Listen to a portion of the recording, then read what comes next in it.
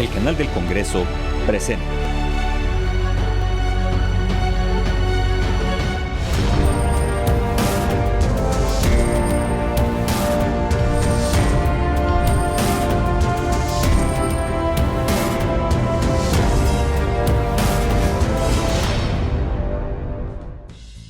El pase de la Guardia Nacional a las filas de la Defensa Nacional fue el tema con el cual se inauguró el debate en el segundo año de la 65ª legislatura del Senado de la República.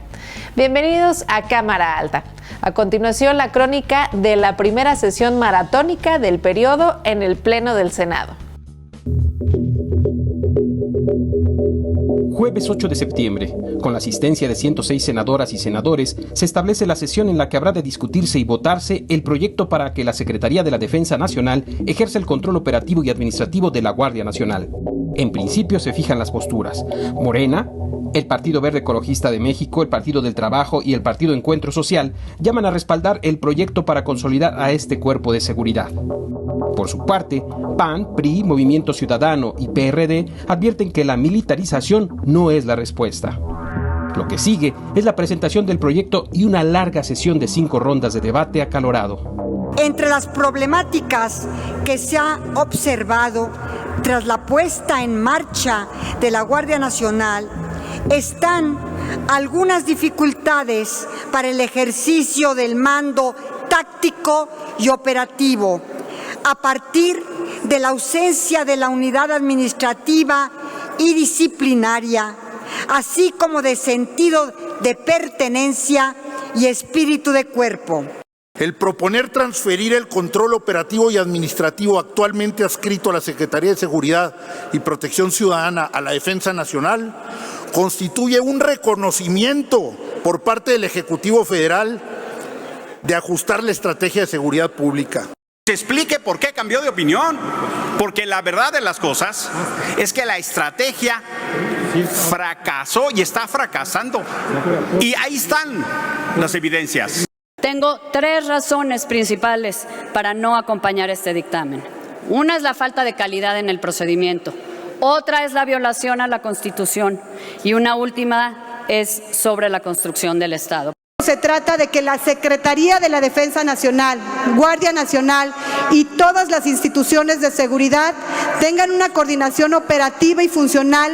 No me cabe en la cabeza cómo, viendo toda la evidencia de los últimos 16 años de que ha sido un fracaso la militarización del país, hoy se tengan casi el doble de militares encargados de la seguridad pública. Si no existe una reforma constitucional, estas reformas a las leyes secundarias son letra muerta. Son reformas totalmente inconstitucionales. ¿Y para qué esperamos a que la Suprema Corte de Justicia de la Nación nos diga que es inconstitucional, si esa es también nuestra labor como legisladores, como Senado de la República? Todas las personas que tengan acceso a la iniciativa van a poder corroborar que no hay un solo artículo en donde se pierde el carácter civil de la Guardia Nacional. Militarizar al país es lo que han hecho ellos en el pasado, ya muy dicho hoy. Darle disciplina militar a un cuerpo de seguridad pública tiene que ver con evitar lo que ellos hicieron con la Policía Federal. No podemos acompañar a la mayoría en este acto que transforma lo temporal y extraordinario en algo permanente. Esa es una expresión inequívoca de que sí, se opta por una mayor militarización. No tiene otro nombre, no hay manera de definirlo, sino que estamos optando por profundizar lo que no funcionó en los últimos 14 años. Mientras se acusa de militarizar al país, la realidad es que la Secretaría de Seguridad Pública y Protección Ciudadana continuará a cargo y será responsable de diseñar e implementar la Estrategia Nacional y el Programa de Seguridad Pública. Aunado a ello, dicha estrategia de seguridad tendrá que ser avalada y supervisada por este Senado de la República. No podemos darle fuero militar a una corporación policíaca. Si es una corporación policíaca, tiene que ser juzgada por el fuero común y los tribunales civiles. Si es una corporación militar, va a ser juzgada por la justicia militar. Sé perfectamente que hay una crítica sistemática al presidente por esta iniciativa. Me los encuentro en la calle, los colectivos, el reclamo en las redes, pero estoy dispuesto a asumir este compromiso porque yo quiero que la Guardia Nacional tenga esa fortaleza de las Fuerzas Armadas. Tras casi 12 horas de sesión y sin modificaciones al proyecto, el Pleno del Senado de la República avaló en lo general el dictamen con 71 votos a favor, 51 en contra y una abstención. La noche del 9 de septiembre, la serie de reformas aprobadas en el Congreso fueron publicadas en el Diario Oficial de la Federación y entró en vigor el fin de semana, aunque como bien se anunció en el debate, el bloque opositor ya prepara una acción de inconstitucionalidad para ser presentada ante la Suprema Corte de Justicia.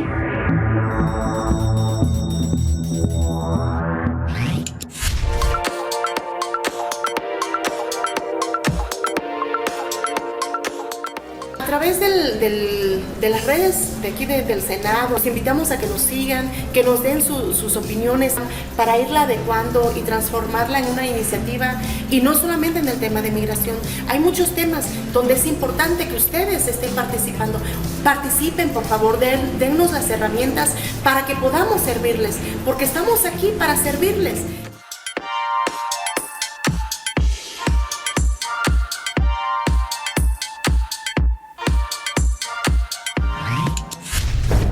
De acuerdo a las crónicas, la madrugada del 16 de septiembre de 1810, las campanas de la parroquia del pueblo de Dolores llamaron a sus habitantes, quienes acudieron cual la costumbre ante la señal de alerta. Sobre la arenga del cura Miguel Hidalgo existen diversas versiones, pero el grito de "muere el mal gobierno" prendió la chispa del movimiento de independencia. En 1812, el general Ignacio López Rayón conmemoró por primera vez aquel acto con salvas de artillería y su presencia en el balcón de un edificio conocido como el Chapitel en Huichapan. Para 1813, José María Morelos y Pavón incluyó en su documento Sentimientos de la Nación la solicitud de la conmemoración del día 16 de septiembre. En 1824, el primer presidente de México, Guadalupe Victoria, encabezó en Palacio Nacional el festejo, destacando los ideales de la insurgencia, la igualdad de derechos y el fin del dominio español. En los primeros gritos participaban tanto autoridades políticas como eclesiásticas. Cabe destacar que el emperador Maximiliano de Habsburgo fue quien inició la tradición en 1864 de dar un grito en el pueblo de Dolores, como lo hiciera Miguel Hidalgo. Existe la creencia de que el presidente Porfirio Díaz cambió el festejo a la noche del 15 de septiembre para hacerlo coincidir con su cumpleaños, durante las fiestas del centenario de la independencia en 1910. Sin embargo, se ha señalado que desde 1840 la fiesta cívica se comenzó a celebrar la noche del 15 de septiembre. Eliminar los medicamentos caducados o no utilizados del hogar lo más rápidamente posible ayuda a reducir las posibilidades de que otras personas los tomen accidentalmente o que se utilice indebidamente un fármaco que no se necesita. El tema es que no existe mucha información al respecto y como consumidores nunca se nos ha dicho cuál es la forma correcta de deshacernos de ellos. De esto también se ocupa la Cámara Alta. ¿Sabía que los medicamentos caducos no se tiran a la basura común? Pues no. ¿No lo sabía? No lo sabía. ¿Sabía usted que los medicamentos caducos no se tiran en la basura común? No, eso sí no lo sabía. ¿Sabe qué debemos hacer cuando tenemos medicamentos caducos en casa? Pues yo los he como guardado, los he como donado. Los arrojaba a la basura. En México todavía hay muchas personas que tiran medicamentos directamente a la basura o al drenaje. Una práctica que tiene consecuencias negativas tanto para la salud como para el ambiente. Contaminan porque pues las sustancias activas que tienen las medicinas son de todo tipo, pueden ser antibióticos, pueden ser analgésicos, pueden ser antiinflamatorios, hay una gran variedad de medicinas. Entonces si eso lo tiramos a la basura, a un relleno sanitario, llueve y se filtra el subsuelo, puede ensuciar cuerpos de agua, ríos, lagos y llegar hasta los seres vivos o a los mismos humanos. Sí sabía que los medicamentos no se deben de tirar a la basura, al igual que las pilas, las baterías de auto, los aceites deben de ser disponibles en sitios adecuados. La forma correcta de desechar cualquier medicamento o empaque farmacológico es en contenedores especiales ubicados en farmacias, centros comerciales u hospitales. Yo diría que la forma correcta de deshacerse de las medicinas caducas es localizar un contenedor de Singrem en alguna farmacia, algún punto, y tirarlo completo, tirar la caja, tirar el blister, tirar las pastillitas si las tienen sueltas, el frasco íntegro, todo lo tiran en ese contenedor, tiene una tómbola, ahí cae en una bolsa y eso nosotros nos encargamos de destruirlo de una forma ambientalmente adecuada, ya sea por coprocesamiento o por incineración. Otra problemática de tirar medicamentos a la basura común es que pueden ser revendidos. La mayor parte de las medicinas que nosotros recogemos vienen completas, o sea, la gente tira la caja entera con todo y todo. Entonces, que alguien las saque y que las vendan ilegalmente, a lo mejor en un mercado público, en un tianguis, que desgraciadamente es una práctica que está ocurriendo. Entonces, de esta forma evitamos esa parte de la contaminación por fármacos y por otra parte un mercado negro que puede ocurrir. Por lo anterior, desde la Cámara Alta, el senador Raúl de Jesús Selenes destacó la necesidad de conocer las acciones que ha emprendido la COFEPRIS para manejar la llamada farmacontaminación. Para ver si hemos avanzado, si no insistir en ese tema. El senador por Morena recordó que por iniciativa de la Cámara Nacional de la Industria Farmacéutica se creó el Sistema Nacional de Gestión de Residuos de Envases de Medicamentos. El mensaje que yo le mandaría a los legisladores es decirles que hoy existe un programa que está funcionando, que tiene 10 años y que por lo menos hoy más de 80 empresas de la industria farmacéutica están apoyando. Actualmente hay más de 200 empresas farmacéuticas en México y no todas tienen programa, entonces creo que lo que se requiere es que estas leyes que ya existen pues, se apliquen en la forma más adecuada posible. Cuando hablamos del medio ambiente ya no nos podemos seguir haciendo, ¿no? No podemos seguir voltando para otro lado. Y este tema de los medicamentos es algo que afecta de manera importante. El agua, la tierra y hasta el cielo.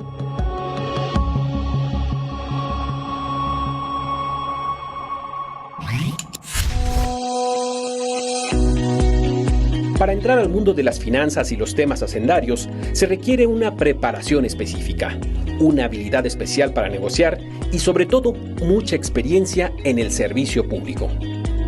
En resumen, este es el perfil de quien ha sido presidente de la Comisión de Hacienda y Crédito Público, así como también presidente de la Comisión Bicameral en materia de disciplina financiera, las entidades federativas y de los municipios, y desde el 1 de septiembre de 2022, presidente de la mesa directiva de la Cámara Alta, senador Alejandro Armenta Mier.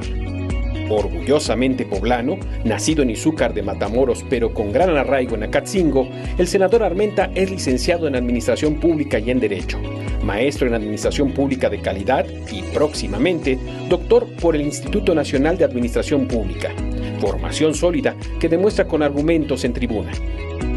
La trayectoria política del senador Armenta hay que rastrearla en las filas del tricolor. En 1990, como delegado del Frente Juvenil Revolucionario del PRI, partido en el cual fue escalando disciplinadamente hasta 2017, cuando siendo diputado federal se declaró harto y cansado de denunciar la corrupción en su estado sin sentirse respaldado, así que decidió unirse al proyecto de Morena. Ya como senador de la República, Alejandro Armenta ha sido empeñoso en cumplir dos de sus propuestas de trabajo: fortalecer el sistema de fiscalización para que los gobiernos locales transparenten el ejercicio de los recursos públicos y generar condiciones para que los gobiernos locales destinen los recursos para la generación de riqueza social. Disciplinado en las finanzas y cordial en el trato directo, el senador Armenta no regatea sonrisas ni argumentos a la hora de asumir postura en tribuna. Con el poder de la palabra, ha encabezado reformas como la eléctrica con la defensa del litio y también se ha enfocado en la regularización de los alimentos considerados como chatarra. Al frente de la mesa directiva, el senador Armenta enfrentará grandes retos con un parlamento polarizado en donde tendrá que poner en práctica el arte de la prudencia de dialogar, tanto con sus compañeros como con esa pluralidad de pensamientos, conductas y escenarios que suelen darse al calor del debate en la Cámara Alta. Senador Alejandro Armenta Mier. Para conmemorar el Día Internacional del Mieloma Múltiple, que tiene lugar cada 5 de septiembre, se iluminaron edificios en las ciudades de México, Guadalajara y Monterrey, y entre ellos la sede del Senado de la República, a fin de hacer conciencia sobre este mal. Cada 5 de septiembre en el mundo se conmemora el Día del Mieloma Múltiple. En esta fecha se busca sensibilizar sobre la prevalencia de este padecimiento, cuya detección oportuna, según información del Instituto Mexicano del Seguro Social, permite que entre el 20 y el 30% de los pacientes puedan alcanzar más de 10 años de sobrevida. Pero, ¿qué es el mieloma múltiple? El mieloma es un cáncer agresivo, es un cáncer que da en personas muy jóvenes, alrededor de los 20 años, 30 cuando mucho. Las causas, como todos los cánceres, son múltiples. Genética, de preferencia, es de familia, que en las familias hay cáncer. La forma de vida, los estilos de vida, como se le dice, las exposiciones al sol, los trabajos donde se esté expuestos a radiaciones, la forma de comer. Algunos de los pacientes en México están entre los 17 y 50 años. Sin embargo, según datos del INEGI, al segundo trimestre de 2021, las personas entre 55 y 64 años es ante quienes impacta mayormente la enfermedad. Normalmente las estadísticas internacionales nos mencionan que es una enfermedad del adulto mayor cercano a los 70 años. Eso es lo que pasa, por ejemplo, en Estados Unidos, en Europa. En México lo que hemos reportado es que se presenta hasta 10 años más jóvenes. La otra cosa es que la mitad de los pacientes mexicanos con mieloma múltiple son menores de 50 años. Por ello, en el Senado de la República se presentó el proyecto de decreto por el que se declara el 5 de septiembre como Día Nacional de la Lucha contra el Mieloma Múltiple. Ellos mismos han pedido que se haga un día específico para visibilizar las enfermedades. Antes no sabía mucha gente que había una enfermedad que se llama mieloma múltiple. A través de la información de que aquí en el Senado se ha legislado al respecto, de que se ilumina el edificio, como muchos otros edificios. En este caso, la gente dice, ¿por qué están encendidos de tal color los edificios? Pues porque es el día en contra o concientización. A mí me gusta más que se concientice la población sobre lo que es el mieloma múltiple. Es de suma importancia implementar políticas públicas en favor de quienes padecen esta enfermedad, así como contar con un diagnóstico oportuno y alternativas de tratamiento, además de sensibilizar a la población y a las autoridades en salud sobre la necesidad de atención de este padecimiento. Realmente esta es una enfermedad no de fácil diagnóstico. El promedio de un paciente mexicano en que se diagnostique su enfermedad puede ser de 6 a 12 meses y pueden ver entre 8 y 12 doctores diferentes antes de que se haga el diagnóstico por el especialista. Es algo importante que hay que hacer hincapié. El diagnóstico se tarda. No encuentran los médicos las causas de esas manifestaciones, cuando lo importante es que entre más temprano se diagnostique, mucho más rápido se da el tratamiento y la evolución en muchos de los casos puede ser favorable. Durante la pandemia por COVID-19, la atención y cuidado a pacientes con cáncer se vio afectada, y es por ello que ahora es preciso redoblar esfuerzos en instituciones del sector salud. Estamos diagnosticando muchas neoplasias y muchas veces ya en estadios más tardíos o con menos posibilidades de tratar al paciente, debido a tanto el miedo del paciente a acudir al hospital como la falta de capacidad del sistema de salud.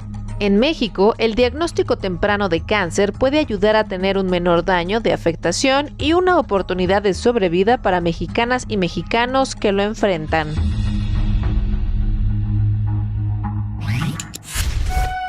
La política exterior mexicana se ha formado gracias a las experiencias históricas que a lo largo de más de 200 años han marcado su desarrollo. Uno de los periodos más importantes para la política exterior de nuestro país es el periodo porfirista, donde se buscó proyectar una imagen de México como país independiente, aumentando y reanudando las relaciones diplomáticas entre los estados.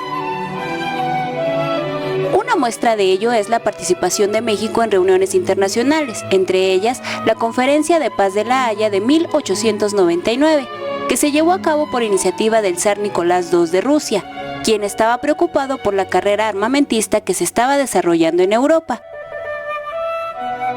La conferencia se realizó en La Haya y sesionó del 18 de mayo al 29 de julio de 1899, con la asistencia de 26 naciones, entre las que se encontraba México como único país de Latinoamérica. El principal objetivo era debatir acerca de la paz y el desarme. Como resultado de dicho debate, la conferencia decidió que se debía adoptar un convenio para el arreglo pacífico de las disputas internacionales. Se estableció la creación de una corte permanente de arbitraje con un consejo de administración, el cual decidiría sobre las controversias presentadas ante dicha corte. Los delegados mexicanos que acudieron a la conferencia fueron Antonio de Mier y Celis, ministro de México en París, y Jesús Senil, ministro de México en Bruselas. Su participación buscó presentar a México como un país responsable con sus compromisos internacionales e impulsar la imagen de México como un país próspero. Uno de los resultados de la intervención de la delegación mexicana fue el restablecimiento de las relaciones diplomáticas entre México y Países Bajos. La energía es un medio para asegurar agua limpia, alimentación adecuada, instalaciones modernas de salud pública, entre otros aspectos. También, el acceso a la energía está relacionado con el requisito de derechos humanos, de la igualdad y la prohibición de la discriminación. Sin embargo, a nivel mundial, la ONU señala que 789 millones de personas aún no tienen acceso a servicios modernos de electricidad. Y el impacto financiero de la COVID-19 ha provocado que 30 millones de personas más, la mayoría de ellas en África, no puedan afrontar el costo de la electricidad. De acuerdo con la Comisión Económica para América Latina y el Caribe, en la región más de 26 millones de personas carecen de acceso a electricidad. Esto ha motivado que al menos 87 millones de individuos usen leña y carbón vegetal, que pone en riesgo su salud y su propia vida. Actualmente en el Senado existen al menos 2 iniciativas al respecto. Una promovida por el senador Alejandro Armenta, en la que sugiere establecer el derecho a la energía asequible, renovable, sostenible, fiable y moderna para todas y todos. Por su parte, el Partido Acción Nacional presentó una iniciativa para que se estipule que el Estado mexicano debe garantizar el derecho a la energía eléctrica.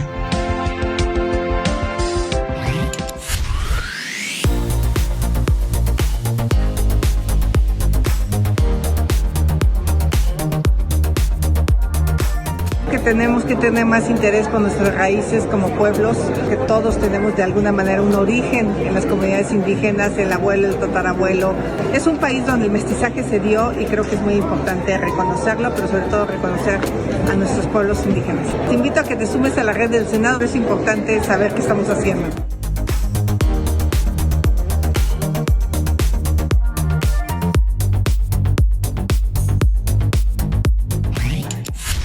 Una de las ventajas que trajo consigo la renegociación del Tratado de Libre Comercio de América del Norte es el reposicionamiento entre los aliados, particularmente entre México y Canadá, relación en la cual se vislumbra literalmente un campo fértil y con muchas posibilidades de crecimiento. Con el Tratado de Libre Comercio de América del Norte, México se convirtió en el principal socio de Estados Unidos. Pero durante ese proceso se olvidó casi por completo de Canadá, el otro socio que también suscribió el acuerdo. Eso ha sucedido en todos los sectores comerciales, y en el campo no ha sido la excepción. Según datos del Consejo Nacional Agropecuario, el 75% de las exportaciones del campo mexicano se envían hacia Estados Unidos y alcanzan un valor de más de 29 millones de dólares. En las importaciones agroalimentarias ocurre también la misma desproporción. El 66% de los productos que entran al país provienen de Estados Unidos, mientras que de Canadá llega solo el 6%. La cercanía con nuestro vecino del norte ha sido la principal causa de que el comercio agrícola entre Estados Unidos y México se haya multiplicado por 8 desde 1994. El TEMEC ha dado continuidad a esta situación. Sin embargo, Canadá no debería ser el socio olvidado, ya que es un mercado muy semejante a Estados Unidos, y por ello, los retos que se deben afrontar no son tan complicados. Los Estados Unidos y Canadá son ante todo nuestros amigos y su enorme capacidad económica genera una gran oportunidad para la cooperación y para promover el crecimiento de la región y lograr así una Norteamérica cada vez más próspera, segura y ordenada. Entre los alimentos que resultan más atractivos para la exportación son las frutas y hortalizas, productos que han ganado terreno desde la firma del TLCAN y cuyo valor comercial es mucho mejor que el de cultivos tradicionales como el maíz y el frijol. Cabe destacar que en algunas ocasiones, el gobierno de Estados Unidos ha amagado con limitar el acceso de productos del campo mexicano por la llamada estacionalidad agrícola para darle preferencia a los productores estadounidenses en su mercado interno. Durante las negociaciones del tratado, los equipos de México y Canadá lograron que no se incluyeran cláusulas comerciales basadas en criterios de estacionalidad en los textos finales. Si estas medidas se concretan, no solo se estaría violentando las disposiciones del TEMEC, sino también las reglas comerciales de la OMC. Este problema no sucedería con Canadá, ya que México tiene con ese país una complementariedad en la estacionalidad agrícola, lo que representa una ventaja más para que los productores mexicanos miren al norte del continente. Cabe resaltar que las reglas para exportar a Estados Unidos y a Canadá son prácticamente las mismas. Por ello, el agro mexicano tiene en este segundo país una gran oportunidad en caso de que surjan complicaciones comerciales con la política proteccionista de Estados Unidos.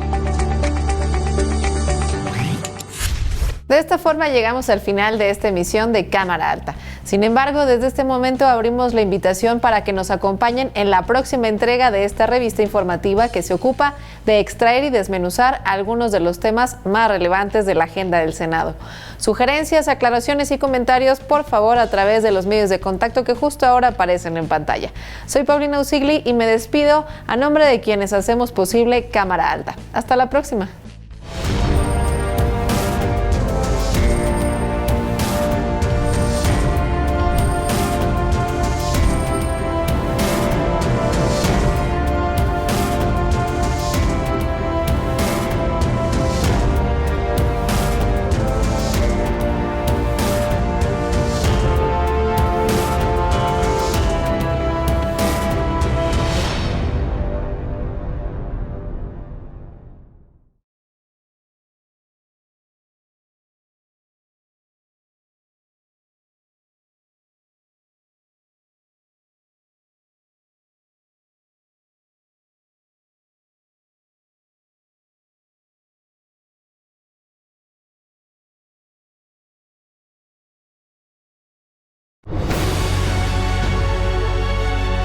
El canal del Congreso presentó